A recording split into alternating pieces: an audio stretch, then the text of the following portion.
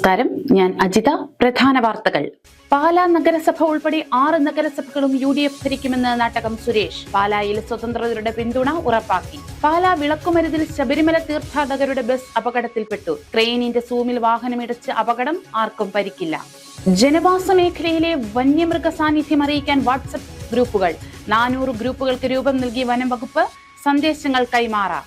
മണിമല കടയനിക്കാട് മണിമല ASIക്ക് പെരുമ്പാമ്പിന്റെ കടിയേറ്റത് പെരുമ്പാമ്പിനെ ചാക്കിൽ കയറ്റാൻ ശ്രമിക്കുന്നതിനിടെ ASI അനിൽ പ്രകാശ് ചന്ദ്രൻ ചികിത്സ തേടി.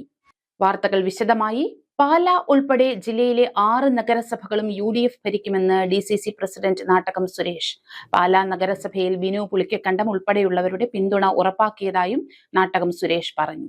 തദ്ദേശ സ്ഥാപനങ്ങളിലേക്ക് തെരഞ്ഞെടുക്കപ്പെട്ട ജനപ്രതിനിധികൾ ഞായറാഴ്ച സത്യപ്രതിജ്ഞ ചെയ്യും. ജില്ലയിലെ 4 നഗരസഭകളിൽ വ്യക്തമായ ഭൂരിപക്ഷം നേടാൻ കഴിഞ്ഞത് UDFന് ആത്മവിശ്വാസം നൽകുന്നുണ്ട്. പാലാ, ചങ്ങനാശ്ശേരി നഗരസഭകളിൽ ഭരണം സ്വതന്ത്രർ തീരുമാനിക്കുന്ന സ്ഥിതിയാണുള്ളത്. പാലാ നഗരസഭയിൽ 26 സീറ്റുകളാണ് ആകെയുള്ളത്. ഇതിൽ LDF 12, UDF 10, സ്വതന്ത്രർ 4 എന്നിങ്ങനെയാണ് നില. ജനകീയ സ്വതന്ത്രനായ ബിനു പുളിക്കക്കണ്ടം, മകൾ ദിയ ബിനു, സഹോദരൻ ബിജു പുളിക്കക്കണ്ടം, കോൺഗ്രസ് റിബൽ മായ രാഹുൽ എന്നിവരാണ് പാലായിലെ സ്വതന്ത്രർ. ജനകീയ സ്വതന്ത്രർക്കെതിരെ UDF മത്സരിച്ചിരുന്നില്ല. അതിനാൽ തന്നെ ചർച്ചകൾ പൂർത്തിയാക്കിയിട്ടുണ്ടെന്നും ഇവരുടെ പിന്തുണ ഉറപ്പായതായും DCC പ്രസിഡന്റ് നാട്ടകം സുരേഷ് പറഞ്ഞു.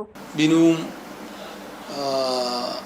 സഹോദരനും മോളും മായയും ഒക്കെ അവരെല്ലാം UDFന് അനുകൂലമായ നിലപാടാണ് എടുത്തിട്ടുള്ളത്.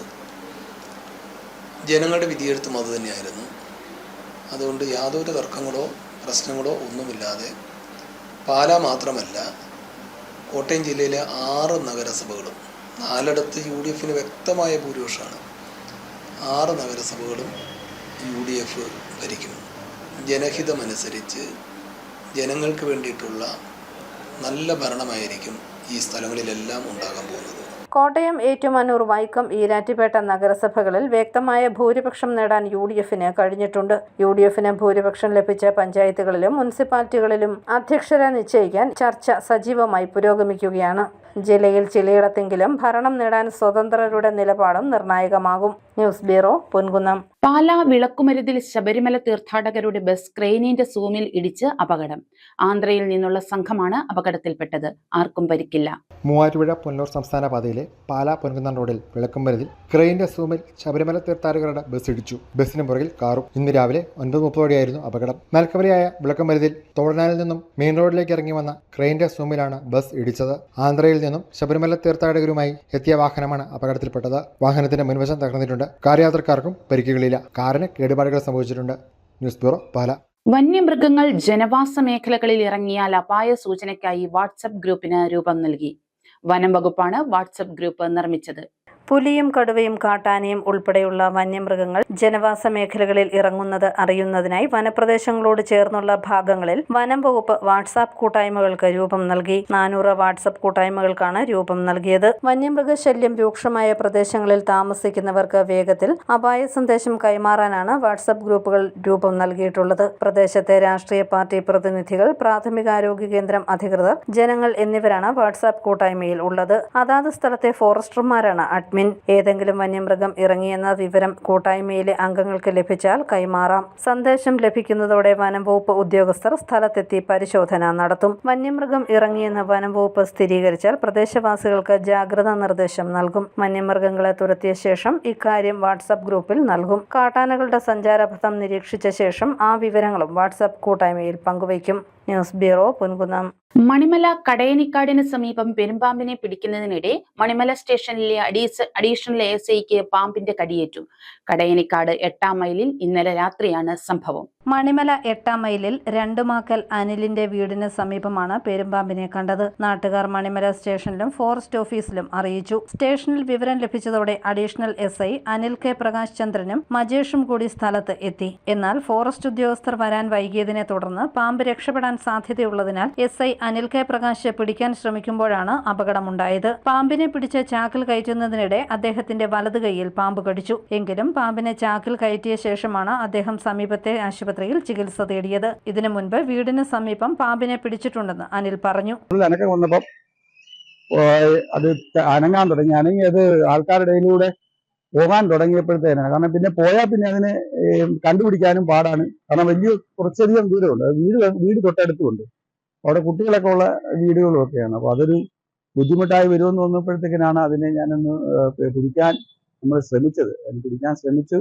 അത് കറക്റ്റായിട്ട് ആ പിടി കിട്ടിയെങ്കിൽ ഒരു അല്പം ഇതായിട്ട് മാറിയത് കൊണ്ട് അത് കഴുത്ത് ചരിച്ച് എൻ്റെ കയ്യിലൊന്ന് അടിച്ചപ്പോൾ ഞാൻ ആദ്യ കൈ കൊണ്ട് തന്നെ കയ്യിലൊന്ന് ചാക്ക് മാറ്റിയിട്ട് പെട്ടെന്ന് എടുത്ത് മാറ്റി കയറ്റി കൈ പിടിച്ചതുപോലെ കറക്റ്റ് ഒന്നുകൂടെ തലയിൽ പിടിച്ച് പിന്നെ അത് ഇതായി. പിന്നീട് നമ്മൾ അതിന് നല്ല നീളം 14 അടിയോളം നീളം ഉണ്ടായിരുന്നു.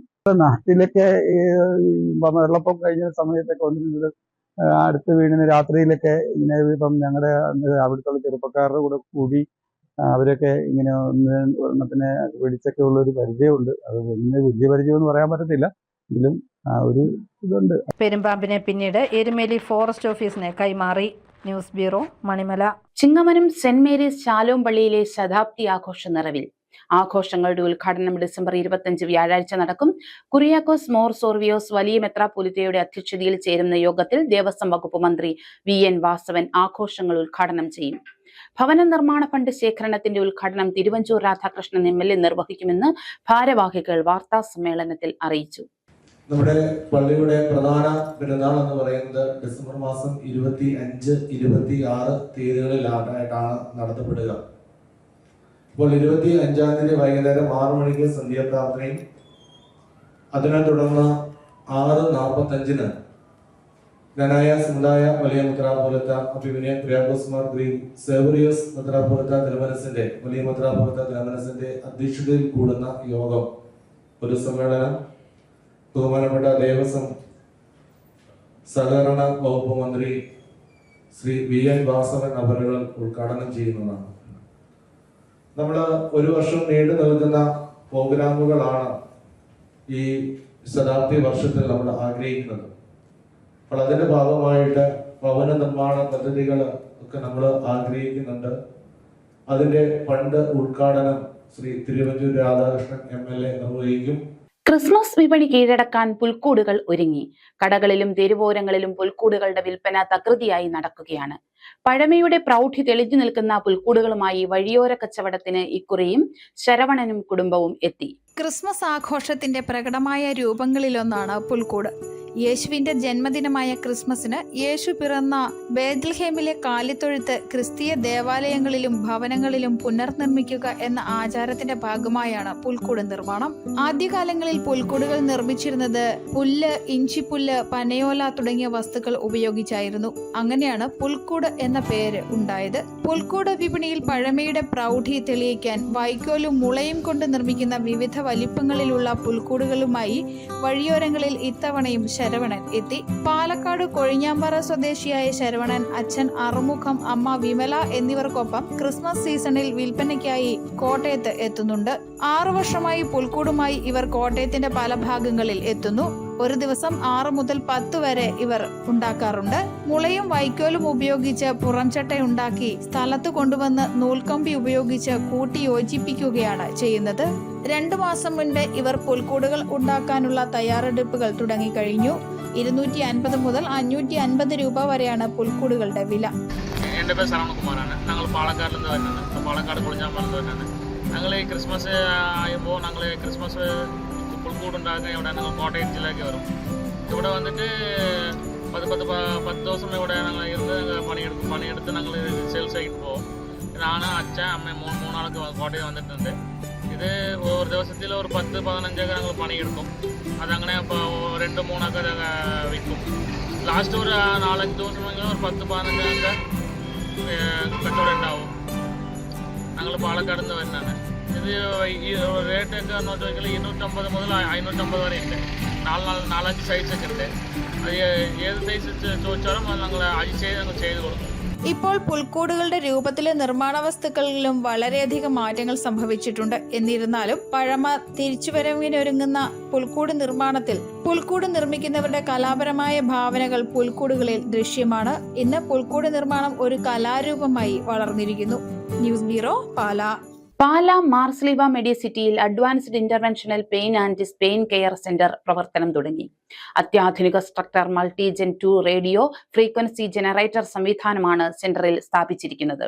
ആശുപത്രി managing director doctor Joseph Kadayonickal ഉദ്ഘാടനം നിർവഹിച്ചു. നാഡി സന്ധി സംബന്ധമായ വേദനകൾക്ക് ഉൾപ്പെടെയുള്ള ചികിത്സ സെന്ററിൽ ലഭ്യമാകും. കേരള ഗവൺമെന്റ് നഴ്സിംഗ് യൂണിയന്റെ സംസ്ഥാന സമ്മേളനം ജനുവരി 14-15 തീയതികളിൽ കോട്ടയത്ത് നടക്കും. തിരുവഞ്ചൂർ രാധാകൃഷ്ണൻ MLA ഉദ്ഘാടനം ചെയ്യും. ആർപ്പൂക്കര ദന്തൽ കോളേജ് ഓഡിറ്റോറിയത്തിൽ നടക്കുന്ന സമ്മേളനത്തിൽ ജനപ്രതിനിധികൾ, സാമൂഹിക, സാംസ്കാരിക, രാഷ്ട്രീയ രംഗങ്ങളിലെ പ്രമുഖർ പങ്കെടുക്കുമെന്ന് സംഘാടകർ വാർത്താ സമ്മേളനത്തിൽ അറിയിച്ചു. ഈ സമ്മേളനം ഉദ്ഘാടനം ചെയ്യുന്നത് ബഹുമാനനായിട്ടുള്ള മുൻ ആഭ്യന്തര വകുപ്പ് മന്ത്രിയും കോട്ടയത്തിന്റെ വലിയ നേതാവുമായിട്ടുള്ള ശ്രീ തിരുവഞ്ചൂർ രാധാകൃഷ്ണൻ സഹോദരങ്ങളാണ്. അത് ഉദ്ഘാടന സമ്മേളനം അദ്ദേഹം ഉദ്ഘാടനം ചെയ്യും. അതോടൊപ്പം പ്രതിനിധി സമ്മേളനം ബഹുമാനപ്പെട്ട MLA ശ്രീ ചാണ്ടി ഉമ്മൻ അവർ ഉദ്ഘാടനം ചെയ്യും. ഇതിന്റെ സാഹസംഘം ചെയർമാനായിട്ട് പ്രവർത്തിക്കുന്നത് നമ്മുടെ പ്രിയപ്പെട്ട DCC പ്രസിഡന്റ് ശ്രീ നാട്ടൽ സുരേഷാണ്. അപ്പോൾ ഈ സമ്മേളനത്തിന് അതുപോലെ തന്നെ മറ്റ് സാമൂഹിക സർവീസ് സംഘടന, രാഷ്ട്രീയ നേതാക്കൾ, കോട്ടയത്തുള്ളവർ, ഞങ്ങളുടെ സംഘടനയെ സംബന്ധിച്ചിടത്തോളം ഞാൻ ഇപ്രാവശ്യം വളരെ ചെലവ് ചുരുക്കി നടത്താൻ തീരുമാനിച്ച ഒരു സമയം. ഏതാണ്ട് പ്രധാനപ്പെട്ട സമ്മേളനം ജാനുവരി 14, 2026 ജാനുവരി 14 നടക്കും. ജാനുവരി 15 ഞങ്ങളുടെ സംസ്ഥാന കൗൺസിലും നടക്കും. പ്രധാന വാർത്തകൾ ഒരിക്കൽ കൂടി. പാലാ നഗരസഭ ഉൾപ്പെടെ 6 നഗരസഭകളും UDF ഭരിക്കുമെന്ന് നാട്ടകം സുരേഷ്. പാലായിൽ സ്വതന്ത്രരുടെ പിന്തുണ ഉറപ്പാക്കി. പാലാ വിളക്കുമരുതിൽ ശബരിമല തീർത്ഥാടകരുടെ ബസ് അപകടത്തിൽപ്പെട്ടു. ക്രെയിനിന്റെ സൂമിൽ വാഹനമിടിച്ച് അപകടം, ആർക്കും പരിക്കില്ല. ജനവാസ മേഖലയിലെ വന്യമൃഗ സാന്നിധ്യം അറിയിക്കാൻ വാട്സ്ആപ്പ് ഗ്രൂപ്പുകൾ. 400 ഗ്രൂപ്പുകൾക്ക് രൂപം നൽകി വനം വകുപ്പ്. സന്ദേശങ്ങൾ കൈമാറാം. മണിമല കടയനിക്കാട് മണിമല ASIക്ക് പെരുമ്പാമ്പിന്റെ കടിയേറ്റത് പെരുമ്പാമ്പിനെ ചാക്കിൽ കയറ്റാൻ ശ്രമിക്കുന്നതിനിടെ ASI അനിൽ പ്രകാശ് ചന്ദ്രൻ ചികിത്സ തേടി. ഈ ബുള്ളറ്റിൻ പൂർണ്ണമാകുന്നു. നമസ്കാരം.